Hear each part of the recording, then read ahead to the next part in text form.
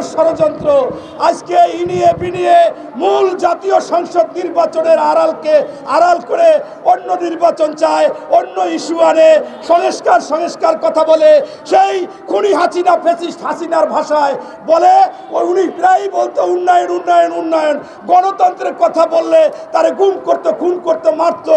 আর আজকে শুধু সংস্কার এবং অন্য বাহানা দিয়ে যখনই নির্বাচনের কথা বলা হয় তখনই আমাদের তার মন খারাপ হয়ে যায়। তাই স্পষ্টভাবে বলতে চাচ্ছি, আজকে মানুষের সবচেয়ে কষ্টের বিষয় দ্রব্যমূল্য নিয়ন্ত্রণ। সেই দ্রব্যমূল্য নিয়ন্ত্রণ হচ্ছে না, আইন শৃঙ্খলা বাহিনী সঠিকভাবে কাজ করতেছে না। এখনো বিভিন্ন জায়গায় আমলারা বসে আছে, সেই আওয়ামী লীগের প্রতাত্তা। এবং আর সর্বশেষ যে নির্বাচন হলে নির্বাচিত সরকার জবাবদিহি থাকবে, তারা অনেক কিছু করতে পারবে। তাই আজকে এই রমজানের আগে দ্রব্যমূল্যের দাম নিয়ন্ত্রণে আনতে হবে, মানুষের ক্রয় ক্ষমতার মধ্যে আনতে হবে। প্রয়োজনে সরকারের ভর্তুকি দিয়ে মানুষের দোরগোড়ায় সেই সমস্ত দ্রব্যমূল্য পৌঁছে দিতে হবে এবং দ্রুত যে সংস্কার দরকার সেই সংস্কার করে জনগণের কাছে জবাবদিহি সরকার আনতে হবে। আমাদের জাতীয় সংসদ নির্বাচন আগে দিতে হবে। জাতীয় সংসদ নির্বাচনের আগে কোন নির্বাচন বাংলাদেশের জনগণের মানুষ মানে না, হতে পারে না, হবে না। এই বলে আমি আমার বক্তব্য শেষ করছি। আল্লাহ হাফেজ। বাংলাদেশ জিন্দাবাদ। শহীদ জিয়া অমর হোক। বেগম খালেদা জিয়া জিন্দাবাদ। বেগম খালেদা জিয়া। কারণ জনগণ তাদের উপরে আস্থা রেখেই একটি অন্তর্বর্তীকালীন সরকার প্রতিষ্ঠা করেছিল। বিশেষ করে ডক্টর মোহাম্মদ ইউনূস আমাদের জাতীয় মর্যাদার প্রতীক। আন্তর্জাতিকভাবে ওনার সম্মান রয়েছে, বাংলাদেশের মানুষও তাকে সম্মান করে। শুধুমাত্র আওয়ামী লীগ ছাড়া ওনাকে সকলেই সম্মান করত।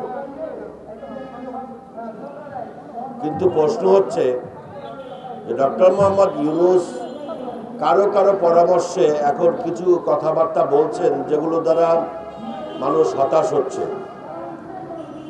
এই বিষয়ে খুব লম্বা বক্তৃতার কোনো সুযোগ নেই। ডক্টর মোহাম্মদ ইউনূস সাহেবের উচিত হবে এই অন্তর্বর্তীকালীন সরকার বিতর্কহীনভাবে জনপ্রতিনিধিদের কাছে যাতে ক্ষমতা হস্তান্তরের ব্যবস্থা করেন। জনপ্রতিনিধিত্বশীল সরকার ছাড়া দেশ স্থিতিশীল হতে পারে না, দেশের গণতন্ত্র শক্তিশালী হতে পারে না। এটা খুব ন্যায্য দাবি। এই দাবিটুকুর খুব সহজেই বিবেচনা করে আগামী কিছুদিনের মধ্যেই নির্বাচনের তফসিল ঘোষণা করা উচিত। ২ নম্বর, দ্রব্যমূল্যের কষাঘাতে মানুষ এখন আগের থেকে আরো বেশি কষ্ট পাচ্ছে। প্রথমত কষ্ট পাচ্ছে, এই সরকারের কাছে প্রত্যাশা ছিল দ্রব্যমূল্যের দাম কমাবে, সেটাই সরকার ব্যর্থ হয়েছে। দ্বিতীয়ত, এই সরকার দ্রব্যমূল্য কমানোর পরিবর্তে নিত্য প্রয়োজনীয় দামগুলো আরো বেশি বৃদ্ধি পেয়েছে। আর রমজান মাসের আগে কিন্তু আওয়ামী লীগের নেতারা বলতো রমজান মাসের দাম বৃদ্ধি পাবে না,